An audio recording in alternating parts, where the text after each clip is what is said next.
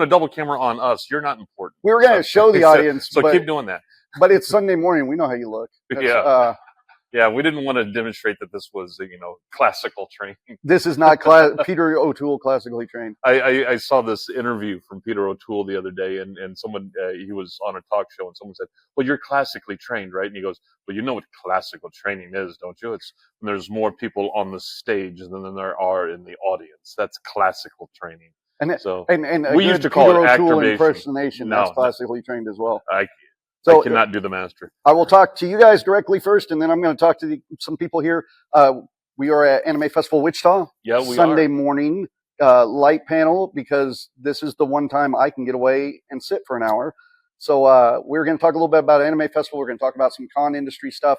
But first, we're going to talk to some of our friends in the audience, because we were just talking about Big River and Emerald City. And what was I going to talk about for? We're talking about Dragon Con. Dragon Con. So years ago, Dragon Con, before I was the professional performer I am today, they'd gotten a hold of me and they're like, we want you there. And I'm like, sure, great. We do cons. We'd love to be there. And they're like, but we want you to perform for people in line. I said, well, we do like a 30-minute show at a time, sometimes 45 minutes.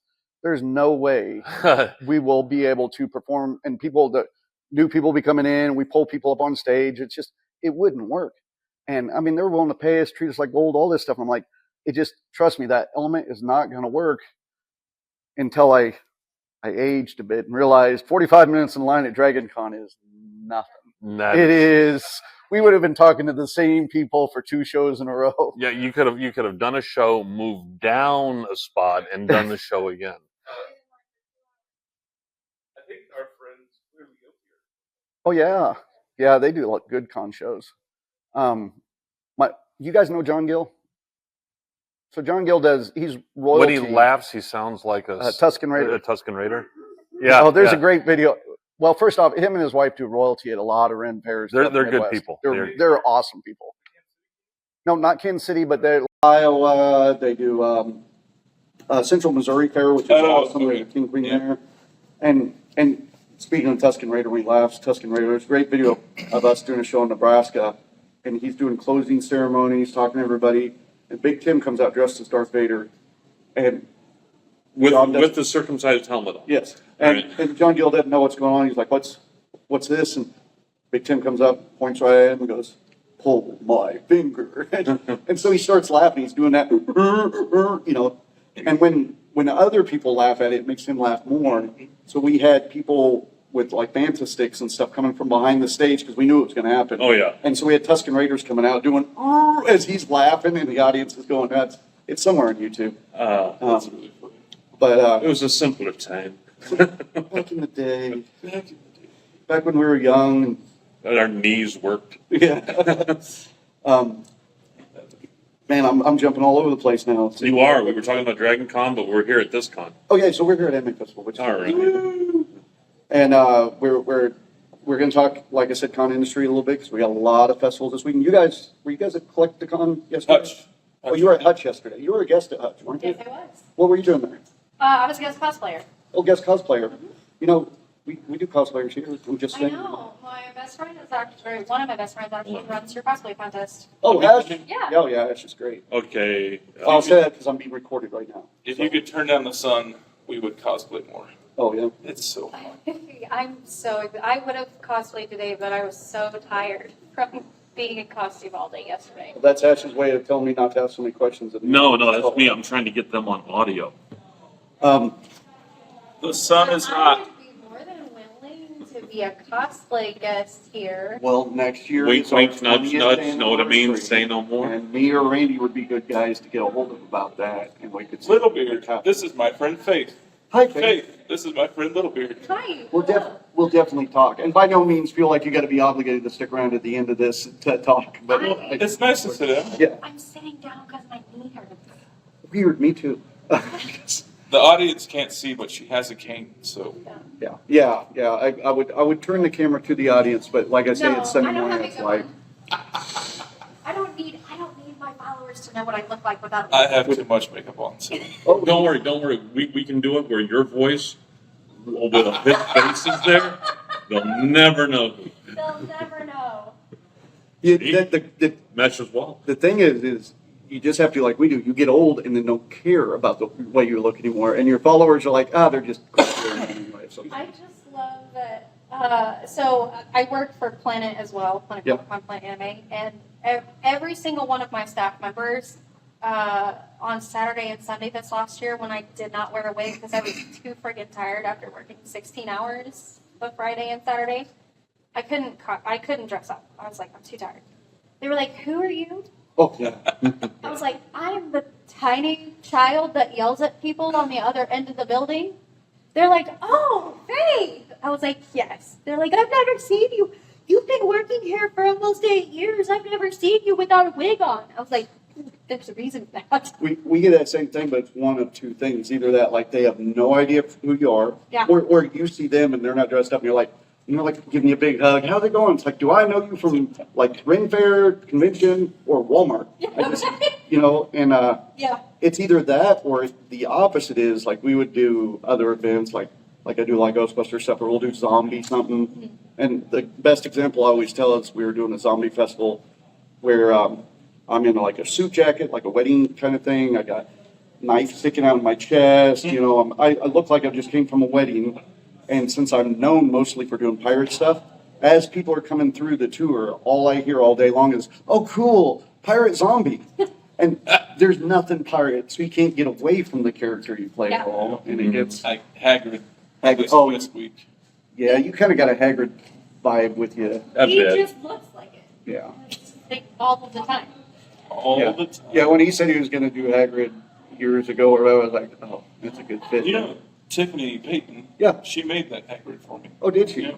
Oh, that's awesome. Matter of fact, Tiffany was just going to come down and help run all of our we have a wasteland area in She Big does River. the thing in Oklahoma, the wasteland. Atomic Falls. Yeah. Which, if you haven't been to Atomic Falls. Well, now that Fallout's popping off, Uh-huh. I'm trying to get people to go down there, at least to like do a Fallout something. Is this down in that famous fall area down in southern Oklahoma? It's in Oklahoma, I think. They're moving it, or they just moved it, I think. I haven't been for quite a few years. I just looked on their website. I guess last year. It's like atomicfalls.com or something. Yeah, Like that. because they used to be at this giant facility, hundreds of acres. And the area we were in was like a giant paintball field. Mm-hmm. But their, like, 4-wheel magazine would come down and take pictures because they have all these 4-wheeling trails through the woods. Yeah. And then you get beyond the paintball area, the guy that owns it, he owns, and I'm not kidding, like tanks, and you'll just be driving, like I took my 4-wheeler, you're driving through, and there's like downed helicopters, military helicopters just down in the woods like it was a crash. That's awesome. So if you can imagine a bunch of Mad Max wastelanders out there getting drunk, and we have hundreds of acres, like one day the guy just brings his tanks out and we do a parade, and we have 18 tank girls on one tank, and That would be it's awesome. But, God, they should see if they could get Laura Petty in there. That would be cool. Yeah. yeah, Laura Pig. Planet Comic-Con when she was there. We saw her at Planet Comic-Con. We were going to set up an interview. We're both huge Tank Girl fans and stuff, and we're literally interviewing a cosplayer there in the middle of it as Laura comes by, and that was my chance to interview her. And it's like I either jump out and I get to interview her, but that would be so rude. It would have been so rude. And so it was just like, it's nice seeing you. And I finished my interview, and all the time I'm like, I was that close to getting to sit down with her for a while. Yeah, we waited in line. Matter of fact, Jessica and I were the very first people for when she showed up because Jessica had to get her autograph Yeah. and picture. And so we were the first ones in line waiting for her. And that's the only line I stood in. After that, I was like... But what I do is I get to know people that, like, run the lines. And then sometimes they'll let me sneak in. But I haven't performed Planet in almost 3 years now, I think. It's been... There's just always other stuff.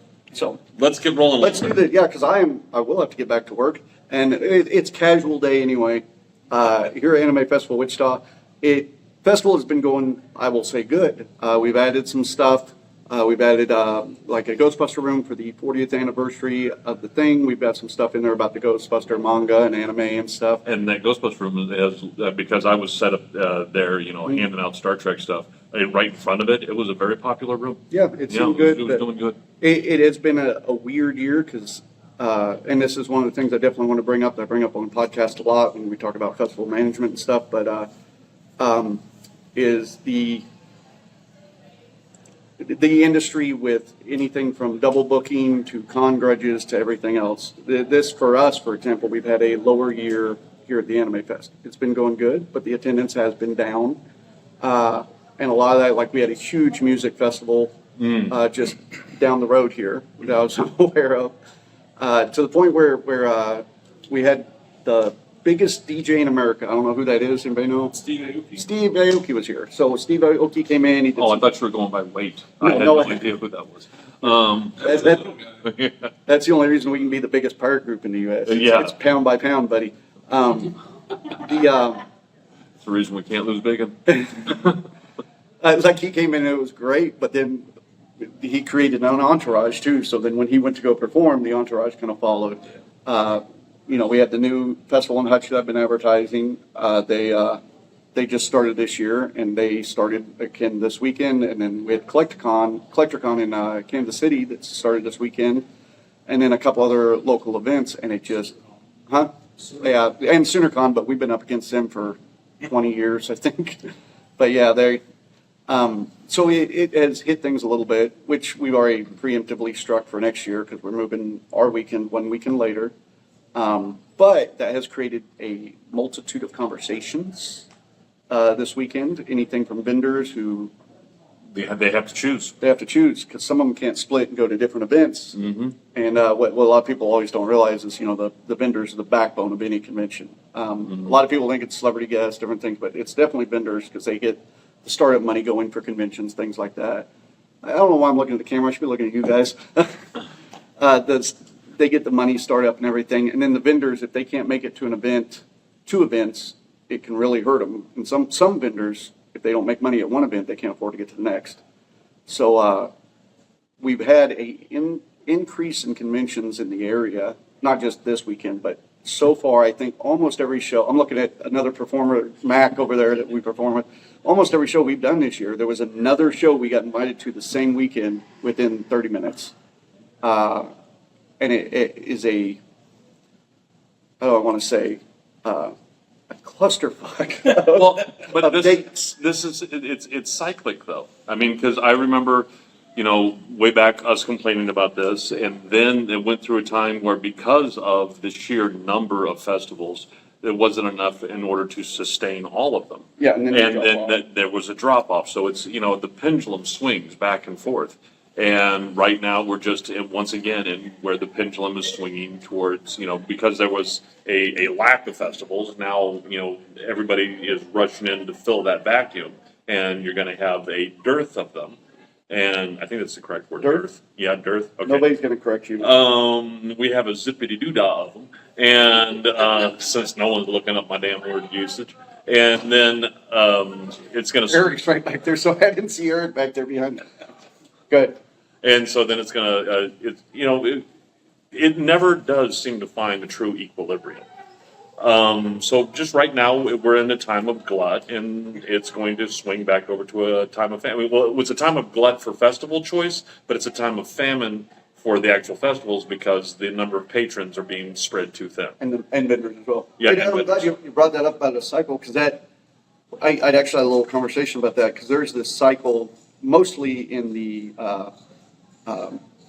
game store, comic book store industry. Yeah. But it definitely happens with conventions, and it's a 6-year cycle and I know it sounds weird because you think it would just rotate every year, but it's usually like big groups of people will start college together or something, or high school together, and that group of people goes like, oh, we're going to become gamers, reenactors, cosplayers. This is going to be our thing for a while, and that usually lasts about 6 years because people will go through college and then they'll still, hang out with each other for a little bit, and then they disperse, and then new groups come in. Well, they get caught up, because they start families, and they got to spend times with families and all the stuff like that. But this brings me back. I understand what you're saying, but my brain was just extrapolating it back and wondering, can this be taken all the way back to the onset of the boomers, and then you have the different generations? And what it is this 6-year thing is you're going through the different subsets of these generations and their population and fall. And I wonder if you could map that to the actual population density of the different age groups, I think it would be really interesting. This is the difference between your education and my education right here. This conversation. This is the Jeepers Creepers. Every 23rd year, he feeds for 23 months or whatever it is. I've been looking for a Exactly. name of it. We'll call it the 6-year Jeeper Creeper thing or something. Yeah. Creepers, yeah. Because you put that all together, and then on top of this, and a lot of people, especially in the rent fair industry, every election year attendance goes down. It always happens. Unless you're running events, you don't realize it, but it happens every election year. So on election years, there are times that we would go like, hey, we'll watch the budget a little bit. But it fans out pretty good. You add that to a 6-year, and This then is like the cicadas? that's what I'm thinking. So then this year, there's a lot of con fatigue. There's the Marvel, Disney fatigue, all that shit. So much content. I know con fatigue is rough lately. Especially for the cosplayers. It's been insanity. Really, Well, and that's also coinciding with the Marvel fatigue, yeah, all yeah. right? Because Well, the they whole just pop culture industry. it was oversaturated with pop culture, and now you're seeing the lack of sales and the whole industry imploding on itself, and then all of a sudden, they're going to hold up the poster child of, this was the straw on the camel's back, and we called it the acolyte, and that's the reason everything Thank came you down. for saying it instead of me this time. But we try not to be negative on the Disney stuff a lot because it gets, They're killing themselves. They don't need us to pile on. Listen, Disney brought us Baby Yoda. That's all that matters. That's all that matters. Yeah, they brought us yogurt. His real name. What? Grogu. Use his real name. And to me, that's too close to yogurt. All right, which means they're stealing from frickin' from Mel Brooks. They call him the child. That's his other real name. That, I guess you could. Well, he's the only one in the whole universe. He's the only kid out there. Well, execute The him only 60 alive one. Yeah.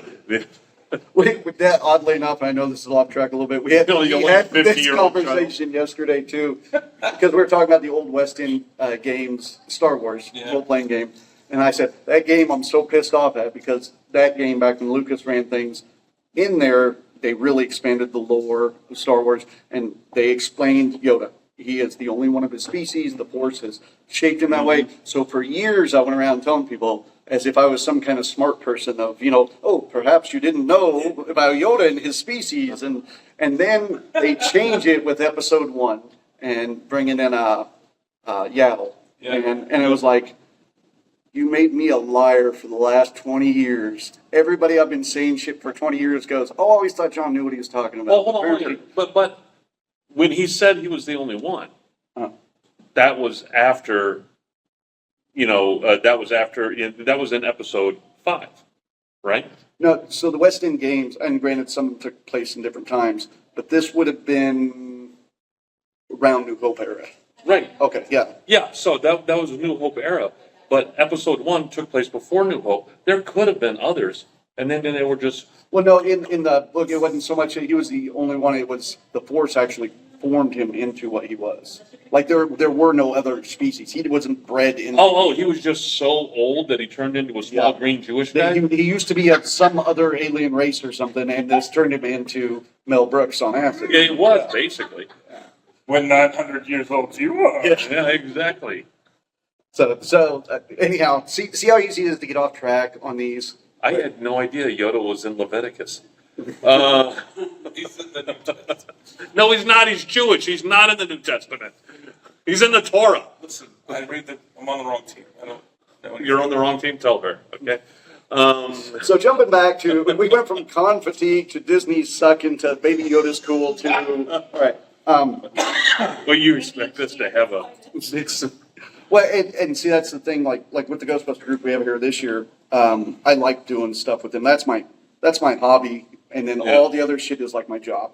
And I love doing it all, but, That's what I'm trying to do with the Star Trek. with the Star Trek, Yeah. yeah, when we're not doing stuff for business, it's that, and, so like with even the Ghostbuster group I'm in, I literally, one of the reasons I want them here is just so I get to do something with them because, like I say, almost every show this year, there's so much to do that the group, like, will have to go over here and do a show, and then I'll have to go over here and do a show, and we'll be at different shows in the same area. Mm-hmm. 2 weeks ago, we were at we were doing a show for an Air Force base. Oh, the Comic-Con. Comic-Con.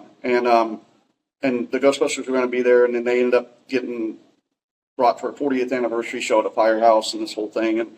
And like I say, every event, we got to sit there and choose, and you got to, be picky, and then the patrons have to choose, and people then will even get mad at us going, hey, we went to this con, like we went to Hutch and you guys weren't there. You're normally at Hutch. And it's like, we're not normally the same weekends. We're not, and it's making it. Yeah. Yeah, it is. I mean, you can only be in one place at a time. And you can only work so much at it. Yeah. And at this point, I feel like I'm making an excuse. I'm not making an excuse. It's You're just bitching. Yeah. I'm bitching. It is the industry. For example, like Planet, they do it very well in the sense of, I'm going to announce my dates a year ahead of time. Mm-hmm. Do that. And we'll announce our dates a year ahead of time. So then when other conventions are deciding their dates 6 months later, what they should do is look up, like in my area, what kind of things are going on. And then they go, oh, hey, Planet Comic-Con's happening on March 20th through the 22nd or whatever. So I'm not running mine that weekend. Mm-hmm. And people don't seem to understand. And what I get a lot, too, is Comic-Con and anime might be a little different. Or, so it's not the same patrons. It's like, no, it's a lot of the same patrons, it's a lot of the same cosplayers. More importantly, it's the same vendors. That's the biggest one. And so you got to be very careful about that kind of stuff, because that's the kind of stuff that'll end up, like, especially small cons starting out, it will kill them. It will destroy them. Because we have the people, we have the rapport with the vendors. They know they're going to make money if they come to our show. The small cons, they don't know that. So it's a risk. So are you going to go to a con that there's no risk? Or are you going to go to one that's not as well established? Vendors that are, and we're going to have to make sure, because the labelers are only going to be picking us up. Okay. So when I can go back in and dub their voices. Yeah. Cool. I know some voice actors. We'll get that done. John is so cool. Yeah. Hey, baby. Yeah. We can have a whole dialogue. No, really. This is the just do a hot tui. That's all I'm asking. This is the most unprofessional AFW podcast we've done yet. It's a great one, though. Yeah, because and I was going to start off by saying we started this podcast at AFW one year because I needed a panel really bad. You did. We did it on the big stage. Daryl's like, I'll just set up a podcast, and that was like 8 years ago. Thereabouts, yeah. And then we stopped during the pandemic for a little while, and now we just do a casual old men talking about geek shit podcast. But so this is 8th year at AFW now. I think it is. I think it is the 8th year. I remember doing it up on stage, and that was definitely a strange venue. Yeah. I mean, my one little Yeti mic. Did I even have the Yeti mic yet? Yeah. But now we have lavaliers 8 years later. We have. Oh, I know, and I bought them for like $28. They were on sale. Oh yeah. All right, should go back with a $100 Yeti. So we are just bearing, and I feel like I'm talking to you two guys too. If anybody has questions about any of the stuff we're saying, yell out. I mean, we're here because I could be, and this is the time I get to talk to everybody. And I get a chance. It's a chance to interact. Are people looking for the next thing now? Are people looking? I can see you. We got everything else. What's new? So Eric was asking if people are looking, because we had a if we believe people are looking for the next big geek dome, I guess you can call it that, the next big Lord of the Rings, the next big MCU, the next big Throne of Fire. I've got my theories on that, but I don't want to sit here and go like I know it all. Does anybody got a guess of what they think? Maybe friends in Kansas City have started doing another Game of Thrones group. Oh yeah. We had a Game of Thrones. In my opinion, the one world that has not been utilized, and I think would be so well utilized. It's so fleshed out. All the books are written. It's got a huge following, and it's just an amazing world. Necroscope. No, Dragon Riders of Pern by Anne McCaffrey. Yes. I think if somebody would jump on that like a freaking grenade, Paramount or Disney or not Disney, or Amazon or Netflix, that has the possibilities because it's got the intrigue, it's got the dragons, it's got the big worlds, it's got all the small, different cultures in it. That is an untapped resource. If they would get smart and do the Anne McCaffrey world, I think that would be the next big thing. What's that there? HBO is trying to do it. HBO was trying. Was trying to do Dragon Riders? Yeah, and then they fell off. Oh, why? That would be so great. I mean, everybody gets a dragon. It's like everybody gets to be a Jedi. Well, don't be It's a upset. dragon. It could be. I would rather them start it, and if they go, we're not doing this right, go. Let's shelve that for now. Oh, did you hear that they're doing Spaceballs 2? Yeah, I've heard that, but I have not. I Mel saw Brooks is the producer. Mel Brooks. Yeah, I saw Mel Yeah. Brooks talking about it, but he also did that right after episode 1 came out. I really hope because ever since I was a child, I've been disappointed while I've been waiting for History of the World Part 2 to come out. And now it came out. And what? It's out. History of the World Part 2? Yes. Yeah, they made a series on it. There's a series. Is this Philomena Kunk does history? This is Because I love her. Mel She's Brooks great. doing an episodic version of History of the World Part 2. On what streaming platform? Prime or something, as they may know. I need I'm it. not sure. I need it. So you'd said Game of Thrones, and to say I feel like the general public feels like everything they're doing with Game of Thrones now is trying to still just cash grab as much as they can. Oh yeah. I have not watched the new series Neither have I. series because I already been hurt once, baby. I don't want to be hurt. My problem is just like with all these other things, is they are doing prequels. Mm-hmm. And I hate the fact that they're doing prequels because that tells me right there they do not have the confidence to try to expand the world. They are contracting and just leaning in on their intellectual property, and they don't have the huevos in order to move forward and make the world even better and more grand. I do like that. That's Matt resigning Smith like a- is still being employed. Yeah. Matt Smith is still being employed. Who's that? He was a doctor who. He was doctor. Oh yeah. He plays one of the crazy white-haired blonde guys in the new Game of Thrones. One of the Targaryen. Targaryens. See, if you haven't seen Matt it, Smith is a Targaryen. Yeah, it's really weird. That's So weird. I've seen it on the previews, but I watched like 30 seconds of an episode with him in it, and I was like, I don't like this. He's not nice.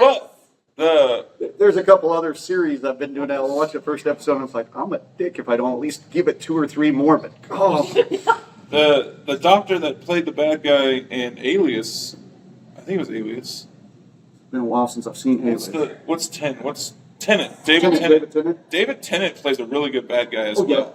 Oh, You know, God, wait, you know who blew me away that plays a really good bad you guy? paused way too much there. Yes. Go on. Tell the internet who blew you, sir. Who blew me? Who blew me as a great bad guy? Keanu Reeves. Yeah. I didn't see that, but I heard Did that. you? If you watch Tai Chi Man, all right, he plays the bad guy in Tai Chi Man, and I was like, no. Keanu Reeves' band is coming to Kansas City in I August. saw him in Kansas City once. Yeah. Years Dog ago. Star? Yeah, we just happened to be like walking through Christiana's in some area, and it's like, oh, what are they setting up there? And they're like, Dog Star's going to play. It's like, Pretty cool. stick around. Yeah. It was free. It was like a free thing for, yeah. That's pretty sweet. Okay, so the next big thing, that's where we're Yeah, sorry, Eric. My opinion. Hold would be- on. Oh, yeah. History of the World Part 2 is on Hulu. History of the World Part 2 is on Hulu. And I have Hulu. Sweet. If All it, right. if it helps any Ash, I haven't watched it yet. So You haven't? I honestly haven't even had. MST3K that shit. MST3K that shit. Let's We MST3K it. apparently, we need to watch it and react to it. Yeah, let's do We it. could do that. But we got a positive react because I wanted to do that with the Acolyte, and I'm so glad we didn't. So, my opinion, the next big thing is now. Granted, I'm in some different circuits than a lot of other people. So, but in my opinion, what I keep seeing is post-apocalyptic with Fallout. The new Mad Max is coming out. That community, because the way a post-apocalyptic event runs is very different than the way regular cons were running.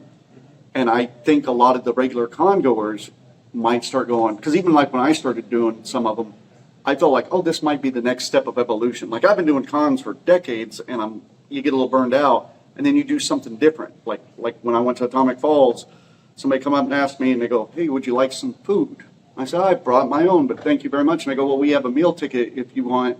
We'll feed you all day for $20 or $25. And I said, okay, $25, that's cheap. I gave him $25.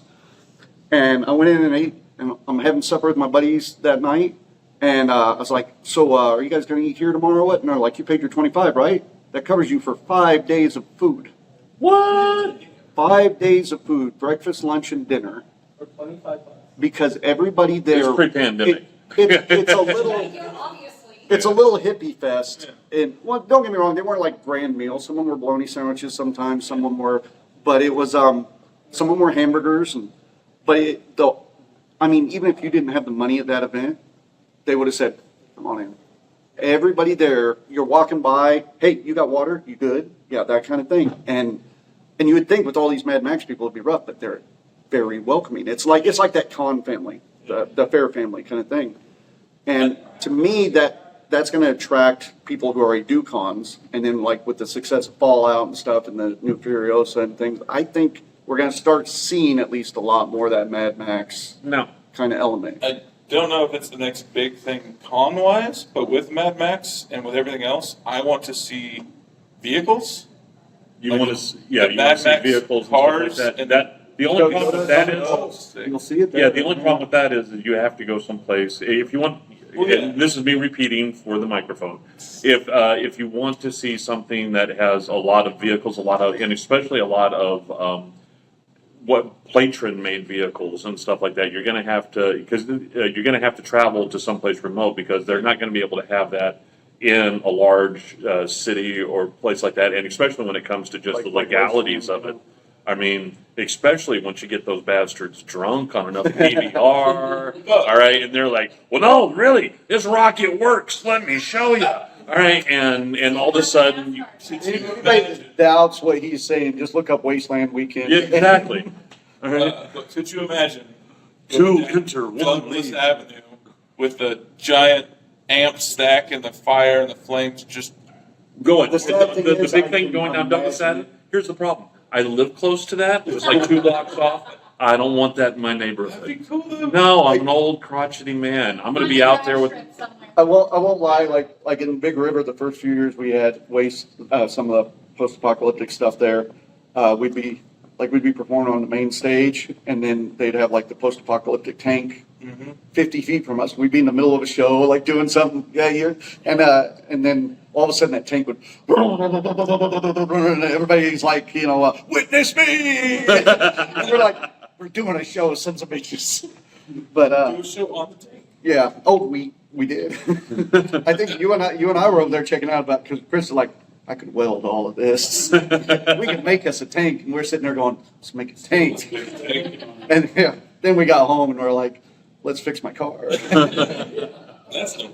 Real life kicks in. It just like with the Ghostbuster group. I don't know how many times I've almost bought an ectomobile, and Yeah. after years of different things, and I got the rack, and even you and I were talking about it yesterday. It's like a couple of magnetic logos and a siren on top, just fine. Yeah, yeah. Any car, I'm gonna Yeah. be fine. I got my magnets. If we could do that on a Kia Soul. That'll be fine. Matter of fact, you'll get probably more traction on that if you do it like on a freaking Geo Metro Uh-huh. and turn it into it just for humor wise. You'll probably get more viral traction on that because I still remember that Geo Metro that I saw that was completely tricked out with the General Lee paint scheme. That was just hilarious. I shared that all over the place. Tesla Cybertruck Ecto 1. No, because those are dying so hard they're going to be their own ghost. You could trap a ghost in that. Oh, I heard it put best that the Cybertruck, right? The Cybertruck is best described as a Pontiac Aztec Aztec. on Well, PlayStation yeah. 1 graphics. To be fair, I've heard about people that are mirror polishing these things. Yeah. Oh, So they're going to great. create their own ghosts out there. People are going to die. Yeah, That's- just from the sheer reflection of the sun coming off of I've it. seen the last 3-4 weeks, I've seen about 50 of them. You really. couldn't have. There's not that many out there. There's a dealership in Kansas City, or in One in Overland Kansas Park. City, there's Yeah. a couple in St. Louis. See, I haven't seen many of them.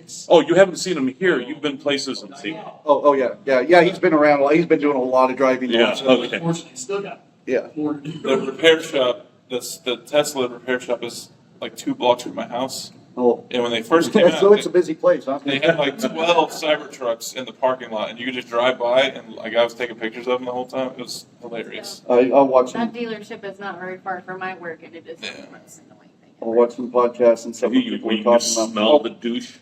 Yeah, or like every time that they drive by, they're like, match your speed, but just enough that their back tire matches your front tire so that you can see their truck. And I'm like, oh, I have good insurance. Why don't I wreck into your truck and Yeah, 'cause see you how know- good it is? You know they have money. Yeah, 100%. What'd you have? So speaking of the big success of the Post-Apocalyptic series, Oh yeah. Yeah. with the new Fallout, with the new Fallout TV show, everybody's gotten back into the whole Fallout series again.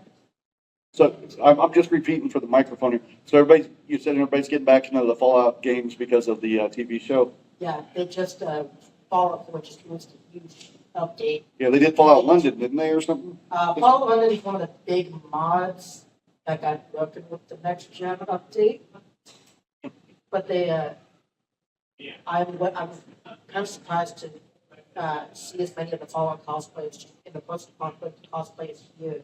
Yeah, Just because it's so, the TV show's still just so new. even this weekend I saw a lot of Fallout and people here at this convention and with the Ghostbuster groups I'm on through our threads constantly. And some of these are old, but like we also do Swashbusters, which are pirate Ghostbusters, and there's Star Wars Ghostbusters and different things. So there's a group that does Fallout Ghostbusters, and that has been everywhere.